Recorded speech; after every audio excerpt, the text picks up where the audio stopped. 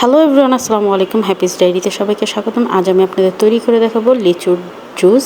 এখানে আমি লেবু, লিচু আর নিয়েছি চিনি।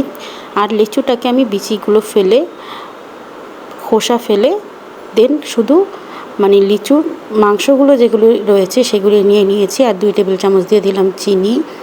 আর এখানে আমি 22 থেকে 25টি পরিমাণ আমি লিচু নিয়েছি। আর এখানে লেবুর রস দিয়ে দিচ্ছি।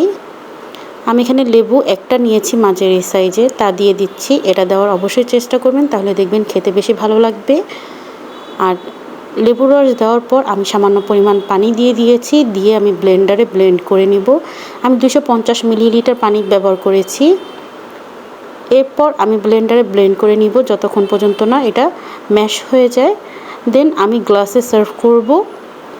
আর আমার আজকের এই রেসিপিটি যদি ভালো লেগে থাকে প্লিজ আমার চ্যানেলটি সাবস্ক্রাইব করবেন, আমার পাশে থাকবেন।